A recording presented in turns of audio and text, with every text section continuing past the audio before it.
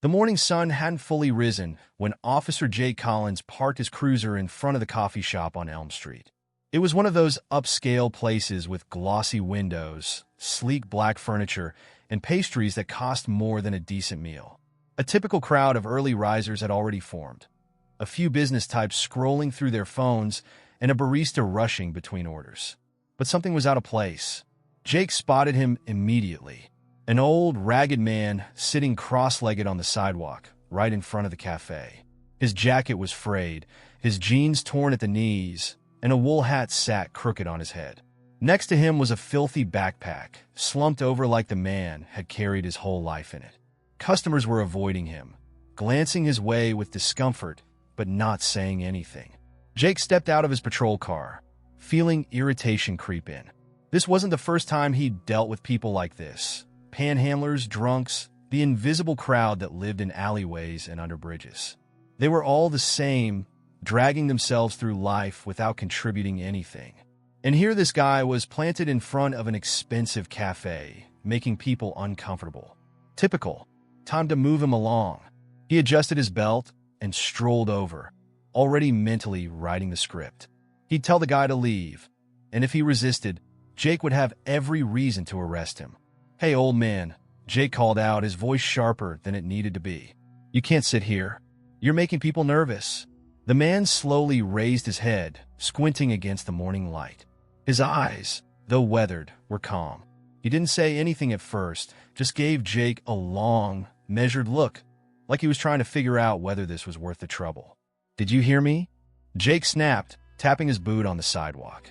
"Get moving, or I'll help you find someplace to go." The man still didn't rise. Instead, he tilted his head slightly, as if Jake's words had been no more troubling than the sound of a passing breeze. "I'm not causing any trouble," the old man said quietly. His voice was gravelly, worn out by years, but steady. "Just sitting." Jake folded his arms. "Yeah? Well, sitting here is the problem. Either you get up, or I put you in the back of my car. Your choice." The man gave a slow shrug, almost indifferent. "I'll move in a bit. Just need a minute." The casualness of the response stung Jake's ego. He wasn't used to being ignored or brushed off like this, especially not by someone who looked like they hadn't showered in weeks. His irritation turned to anger, and he took a step closer, towering over the seated man. "Look, pal, I'm not asking," Jake hissed. "I'm telling. If you're not gone by the time I count to 3, I'll cuff you right here." "You think I'm joking?" The old man raised his eyes again, and there it was, a look that Jake couldn't quite place. It wasn't defiance nor fear. It was something much worse. Pity. The kind of look you give someone who doesn't understand how small they are. Jake clenched his jaw. 1. The man didn't flinch. 2. Still, the man didn't move. With a frustrated growl, Jake dropped to one knee and yanked the backpack toward him, unzipping it roughly. "What the hell are you carrying in here, huh? Let's see what kind of crap you're hauling around." "Hey," the old man started, but Jake ignored him, digging through the bag with aggressive hands. Dirty clothes, a tattered book, a few cans of food, and then something cold and heavy at the bottom. Jake pulled it out and froze. In his hand was an old police badge, tarnished with time, but unmistakably real. Beneath it, a small Medal of Honor with an inscription too worn to read. "What the?" Jake muttered, holding the badge closer to inspect it. "Where the hell did you get this?" The old man didn't answer right away. He just watched Jake with that same calm, steady gaze. "You steal this from somebody?" Jake demanded, his voice rising. "Huh? Who'd you rob for this?" The man sighed softly, like someone who'd had this conversation too many times before. "It's mine," Jake scoffed, shaking his head. "Yeah, right. You expect me to believe that?" He stood up, badge still in hand. "You're a cop?" "Sure you are." The man said nothing, which only made Jake angrier. He waved the badge in front of the man's face. "This is a felony, old man. I could arrest you right now for impersonating an officer." "I'm not impersonating anyone," the man said quietly. Jake was about to respond when he heard footsteps behind him. He turned to see Officer Davis, a veteran cop from the same precinct, approaching with a confused look on his face. "Collins, what the hell are you doing?" Davis asked, eyeing the scene. His gaze shifted to the man on the ground and then froze. "Oh my God!" Davis's face paled. "Chief Richardson?" Jake blinked, the words not registering immediately. "What did you say?" Davis ignored him, stepping past Jake and crouching down in front of the old man. "Chief, it's really you?" The old man, Chief Richardson, gave Davis a tired smile. "Been a while, hasn't it, Davis?" Jake's stomach dropped as realization hit him like a punch to the gut. This wasn't just some random homeless man. This was Frank Richardson, the former chief of police, a man whose name was still spoken with respect throughout the department, even years after he'd left. "Oh, God," Jake whispered, the weight of his mistake sinking in. Davis shot Jake a look that could have melted steel. "What the hell were you thinking, Collins? Do you have any idea who this man is?"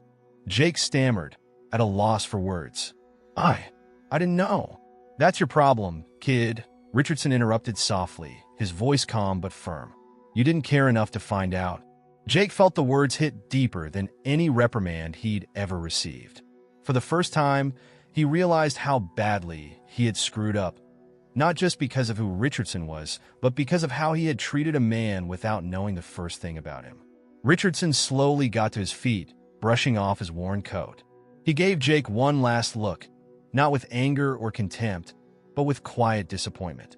"The uniform doesn't make the man," Richardson said quietly. "Remember that?" And with that, he slung his backpack over his shoulder and walked away, leaving Jake standing on the sidewalk, hollow and humiliated. The incident with Frank Richardson stuck with Jake like a splinter lodged under his skin. No matter how hard he tried to shake it off, the scene replayed in his mind. The tired eyes, the calm disappointment, and the weight of those final words. "The uniform doesn't make the man." Jake knew he had humiliated himself, not just in front of Richardson, but also in front of Davis. Worse, he realized now that his arrogance had blinded him to the dignity of the man he had treated like trash. Back at the precinct, the fallout had already started. Davis wasn't shy about telling the other officers what had happened on Elm Street. It didn't take long for the story to spread like wildfire. Every shift felt like walking into a minefield of side glances, snickers, and snide remarks. "Hey, Collins," one officer called as Jake entered the locker room. "Any other ex-chiefs you want to rough up today? Or just the usual homeless folks?" Jake clenched his jaw and yanked open his locker, ignoring the laughter that followed. He felt the anger bubbling inside him, but it wasn't just directed at his co-workers. Most of it was aimed at himself. Davis hadn't spared him either. After the encounter with Richardson, Davis gave Jake a brutal lecture on respect, empathy, and professionalism. But the part that stung the most wasn't Davis's scolding. It was the fact that Richardson himself hadn't said much at all. There had been no shouting, no threats of retaliation, just a quiet look of disappointment. And somehow, that had cut deeper than anything. Jake threw his uniform shirt into his locker and slammed the door shut. He knew he owed Richardson an apology, a real one, but the thought of facing the man again filled him with shame. Still, Jake couldn't ignore the gnawing guilt inside him. It had become a knot in his chest, tightening every time he thought about Richardson's expression. The next day, Jake clocked out of his shift and drove through the streets of Brookfield, scanning the sidewalks and alleyways, hoping to find Richardson. It was late afternoon, and the sun cast long shadows over the cracked pavement. Homeless people were scattered along the streets, but none of them were the man Jake was searching for. He checked the cafe where it had all started, but the sidewalk was empty. No sign of the former chief. Jake felt a strange mix of frustration and relief. He wasn't sure if he was ready to see Richardson again, but part of him needed to. He needed to set things right, to at least try and undo some of the damage he had caused. After an hour of searching, Jake found himself in a park on the edge of town. It was one of those places people went to disappear, out of sight, out of mind. And there, sitting on a bench under the shade of an old oak tree, was Richardson. Jake parked his car and approached slowly, feeling his heart pound against his ribs. Richardson was hunched forward slightly, his hands folded loosely between his knees. His backpack sat next to him, the same one Jake had rummaged through without a second thought. Jake cleared his throat. "Chief Richardson?" The old man looked up, his expression neutral. There was no anger in his eyes, just a quiet patience, as if he'd been expecting Jake all along. Jake stuffed his hands into his pockets, feeling awkward under Richardson's gaze. I came to apologize, he said, his voice low. Richardson gave a small nod, but said nothing, waiting. Jake shifted on his feet, struggling to find the right words. I was out of line. The way I treated you, it was wrong. I shouldn't have assumed things about you just because of how you looked. Richardson's gaze didn't waver. And now that you know who I am, you're sorry? The question hit Jake harder than he expected. He opened his mouth to respond, but stopped. Was he only sorry because of who Richardson was? Would he have apologized if it had just been another nameless man on the street? No, Jake said finally, shaking his head. I mean, yes, but not just because of that. He paused, searching for the right words. I treated you like you didn't matter. And that's not who I want to be. Not as a cop, and not as a person. Richardson leaned back on the bench, studying Jake quietly for a moment. The uniform, he said, his voice soft but deliberate. It gives you authority, but it doesn't give you character. That part's on you. Jake nodded slowly. I get that now. Richardson gave a small, almost imperceptible smile. Good. For a moment, the two sat in silence, the only sound being the rustling of leaves in the breeze. Jake felt the tension in his chest ease slightly, though the knot of guilt was still there. Finally, Jake broke the silence. Why were you at the cafe that day? Richardson's smile faded, replaced by a thoughtful expression. I was waiting for someone. Jake frowned. Who? A young woman I helped a long time ago, Richardson said. She was in trouble, running from things no kid should have to deal with. I gave her a second chance, got her placed with a foster family. She reached out recently, said she wanted to meet. Jake blinked, surprised. And she never showed? Richardson shook his head slowly. No, but that's not the point. What is the point? Jake asked, genuinely curious. Richardson leaned forward, resting his elbows on his knees. You show up, even when there's no guarantee anyone else will. You show up because it's the right thing to do. Jake felt those words settle deep inside him, like a lesson he didn't even know he needed. The older man stood slowly, his movements deliberate but steady. He slung his backpack over his shoulder and gave Jake a small nod. Take care, Officer Collins. Jake watched as Richardson walked away, his figure blending into the shadows of the park. For a moment, Jake considered calling after him, asking if there was anything he could do to help. But something told him that Richardson didn't need help. He had found his own way, even if the rest of the world had forgotten him. As Jake stood there, the weight of the encounter settled over him like a heavy blanket. He knew now that the real work wasn't just about apologizing. It was about changing, about showing up, not just in uniform, but as the kind of person who could stand behind it with integrity. He headed back to his car, feeling lighter but more determined than ever. He wasn't sure where this new path would take him, but one thing was clear. It wasn't enough to wear the badge. He had to earn it every day. The following week dragged like molasses for Jake. He threw himself into his patrols, hoping that burying himself in work would silence the lingering guilt. But it didn't. Every time he saw a homeless person on the street or pulled someone over, he caught himself hesitating, questioning his first instincts. What if I'm making the same mistake again?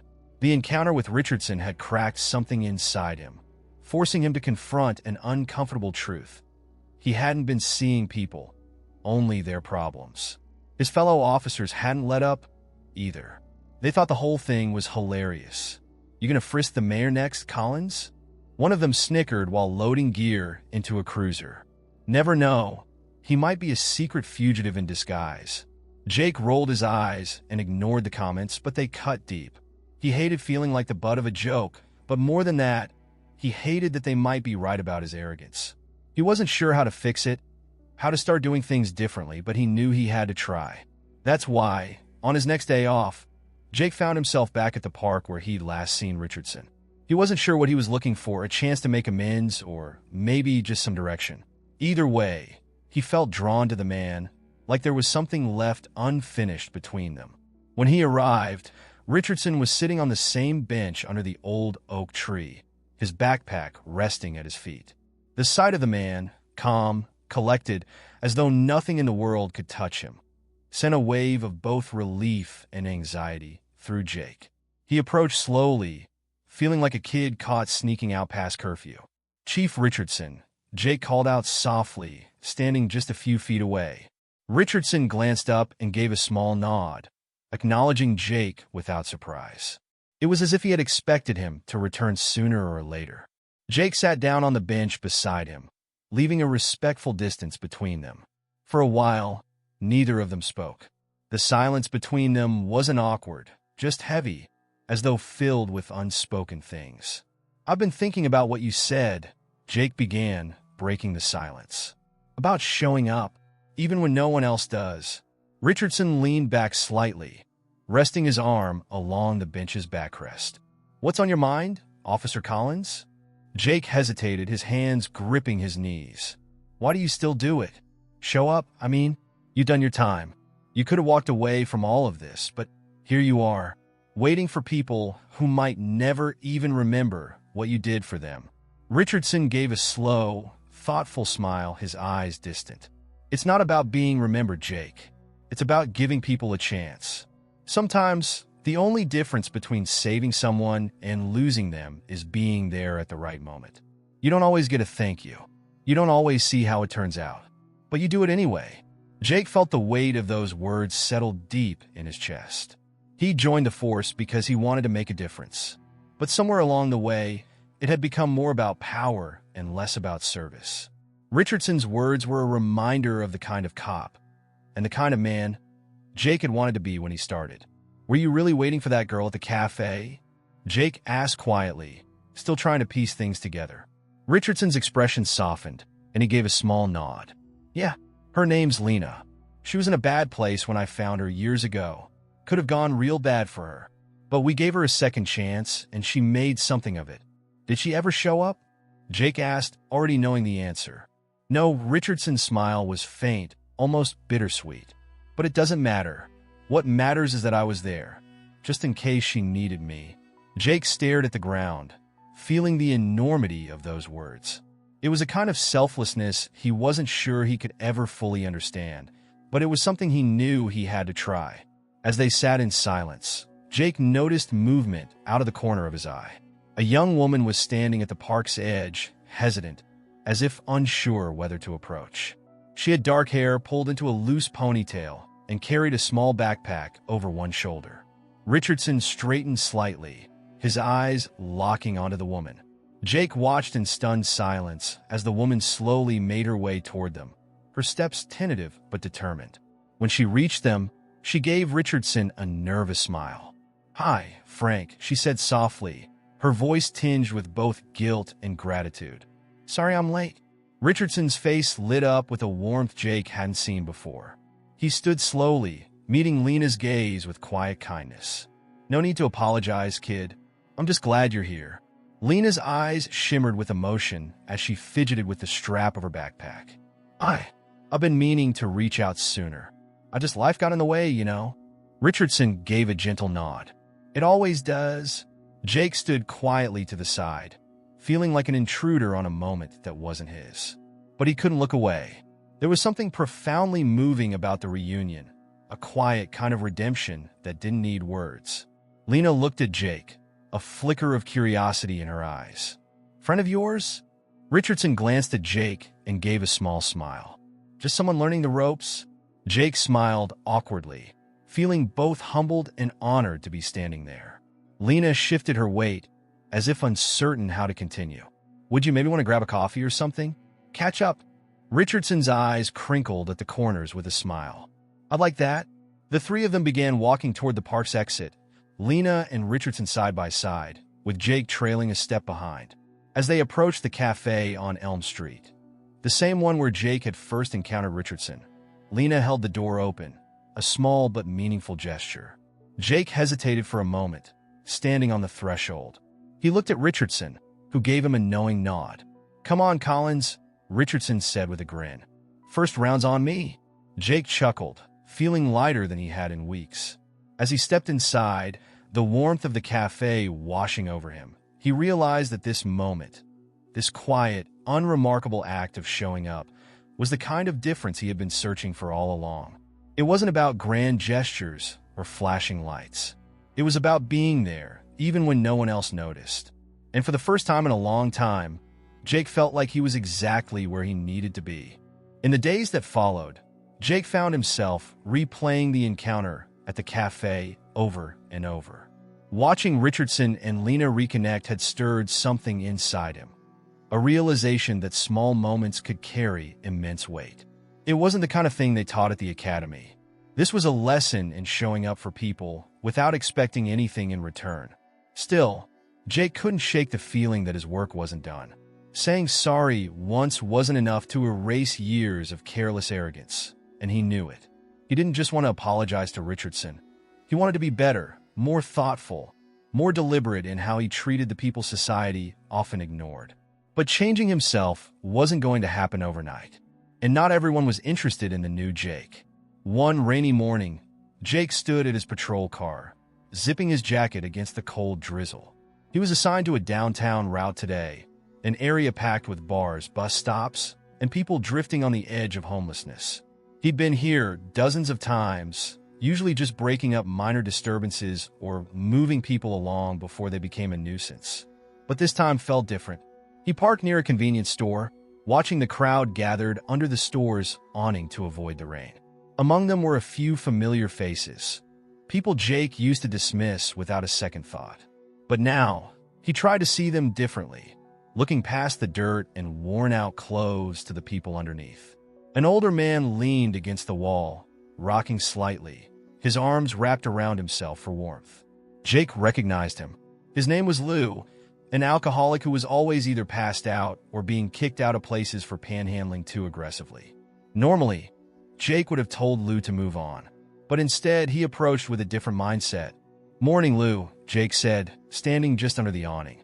Lou squinted at him suspiciously, water dripping from his beard. "What do you want?"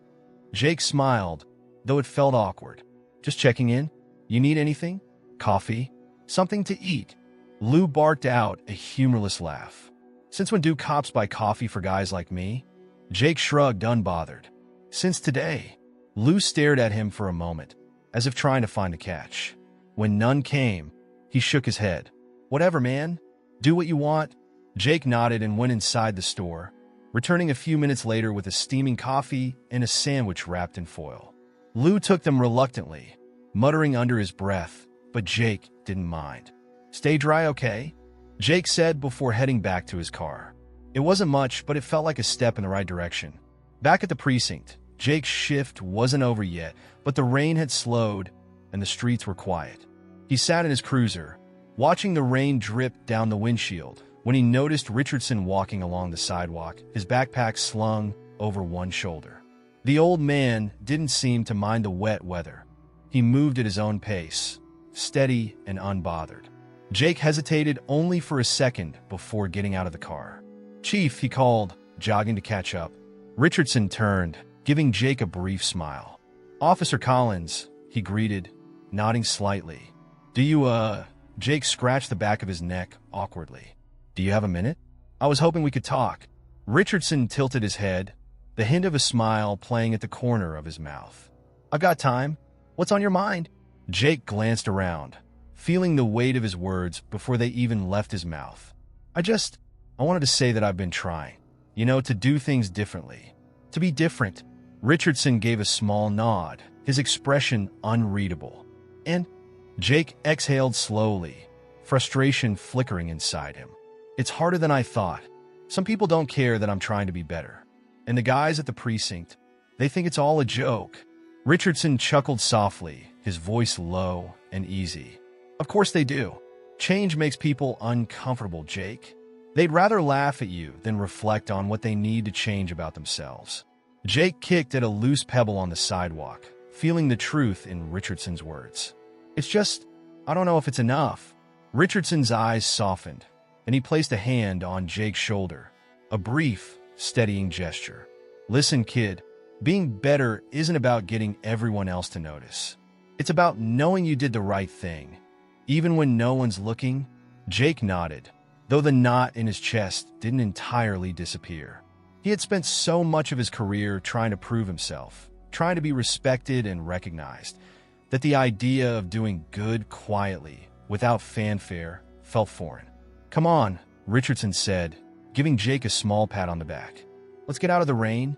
They found a nearby diner, one of those old-fashioned places with vinyl booths and flickering neon signs. It wasn't fancy, but it was warm. Jake ordered coffee for both of them, and they sat at a corner booth, the hum of conversation filling the background. "Tell me something," Richardson said after a moment. "Why'd you join the force, Jake?" Jake stirred his coffee, avoiding Richardson's gaze. "I guess I wanted to make a difference. Help people." "And?" Richardson asked, his eyes twinkling with quiet wisdom. Jake sighed. "And somewhere along the way, it stopped being about that. I got caught up in, I don't know, being right, being in charge." Richardson nodded knowingly. "It happens to the best of us, but it's never too late to find your way back." Jake looked up, feeling the sincerity in the old man's words. For the first time in a long while, he felt understood, not judged, not mocked, just understood. As they sipped their coffee in comfortable silence, Jake felt a small but important shift inside him. This wasn't about redemption or making up for his past mistakes. It was about becoming the person he had always meant to be, one small act at a time. Before they left the diner, Richardson gave Jake one last piece of advice. "The hard part isn't changing how other people see you. It's changing how you see yourself." Jake nodded, tucking the words away in his heart. As they stepped back into the damp afternoon, Jake knew there were still challenges ahead. But for the first time, he didn't feel overwhelmed by them. He felt ready. A month had passed since Jake's first encounter with Richardson, and although things hadn't gotten easier at the precinct, Jake felt something shift inside him. It was subtle, like the first breath of cool air after a long, stifling summer. But it was there. He'd stopped worrying so much about what his colleagues thought of him. The wise words Richardson had shared stayed with him, shaping how he carried himself both on and off duty. The world didn't change overnight. The same homeless men still lined the sidewalks. Calls still came in for disturbances that officers had to break up. People still gave him attitude when he tried to help. But Jake's approach was different. He no longer saw these situations as just problems to solve or nuisances to get rid of. Instead, he saw the people behind them, and little by little, those people noticed. It was a cold morning when Jake got the call that would bring things full circle. He was on patrol near the bus terminal when dispatch buzzed through his radio. "Collins, we've got a 10 to 54, the dispatcher said. "Suspicious person, male, mid-60s, hanging around the shelter entrance. Someone wants him moved along. Could be homeless." Jake's stomach twisted. He knew before he even arrived who it would be. He pulled up to the shelter and spotted Richardson standing near the entrance, his familiar backpack slung over one shoulder. The shelter manager, an impatient-looking woman, was glaring at the old man from the doorway. "I told him to leave," she said as Jake got out of his car. "He's not registered here. We can't just have people hanging around." Richardson caught Jake's eye and gave a small, amused smile, as if the situation was almost funny to him. Jake shook his head, already annoyed with the shelter manager's tone. "I'll handle it," Jake said curtly. The woman folded her arms and went back inside, slamming the door behind her. Jake turned to Richardson, crossing his arms over his chest. "Really, Chief? You again?" Jake asked, though there was no edge in his voice. Only a resigned kind of humor. Richardson grinned. "Can't help myself. Just trying to show up like I said." Jake tilted his head, studying him. "Why are you here anyway? Thought you had a good thing going with Lena." Richardson's smile faded slightly, and he gave a slow shrug. "She offered to let me stay with her, but it's not my place. People need space to move forward. I'm just here to make sure she's doing okay." Jake sighed, both frustrated and impressed. "You ever gonna stop looking out for people?" Richardson gave a playful smirk. "Probably not." Before Jake could say anything else, the door to the shelter opened again. This time, it was Lena. She stepped out, surprised to see both of them standing there. "Frank," she said, breathless, "what are you doing out here? You could have just come inside." Richardson gave her a soft smile. "Didn't want to impose." Lena's eyes filled with warmth and gratitude. "You're not imposing. Come on, Frank. We got a bed for you if you want it." For a moment, Richardson hesitated, as if unsure whether to accept. Jake could see the flicker of pride that still lingered in the man, an old habit that was hard to break. But then Richardson gave a small nod and followed Lena toward the door. Just before going inside, Richardson turned back to Jake. "You did good, Collins," he said quietly. "Keep showing up." Jake gave a small, appreciative smile. "You too, Chief." With that, Richardson and Lena disappeared through the shelter door, leaving Jake standing alone in the cold. Jake stayed by his patrol car for a moment, watching the entrance to the shelter. The wind nipped at his face, but he barely noticed. Something about that moment felt like closure. Not the kind that wrapped everything up neatly, but the kind that left room for new beginnings. Jake climbed back into his cruiser, the heater humming softly as he drove through the empty streets of Brookfield. The city looked the same as always, but Jake knew that something had changed. Maybe not out there, but within him. At the precinct, things still hadn't completely blown over. His colleagues continued their jokes, half teasing, half genuine, but Jake noticed a slight shift. They were starting to respect him in their own way. Not because he had forced them to, but because he had stopped caring about appearances and just did the work. He didn't need their validation anymore. What mattered was that he could look himself in the mirror at the end of the day and know he'd done the right thing. Months later, Jake found himself back at the cafe on Elm Street, sipping a coffee alone at one of the outdoor tables. The memory of that first humiliating encounter with Richardson still stung a little, but it also made him smile. He'd come a long way since then, even if the road had been bumpy. As he sat there, a familiar figure appeared down the street, Richardson, his backpack nowhere in sight for the first time. He was walking beside Lena, both of them deep in conversation, their faces relaxed and content. Jake gave a small wave when they noticed him. Richardson returned it with a subtle nod, his eyes twinkling. No words were needed. The message was clear between them. Keep showing up. As Jake finished his coffee, he realized that the lesson Richardson had taught him wasn't just about being a good cop. It was about being a good person. Every day offered a choice, whether to ignore the people who needed help or to show up for them, even when it was inconvenient. Jake knew he wouldn't always get it right, but he also knew that wasn't the point. The point was to try. He stood up, threw a few bills on the table, and walked toward his next shift, ready to face whatever the day had in store. Because now, he understood, the uniform didn't make the man. The man made the uniform.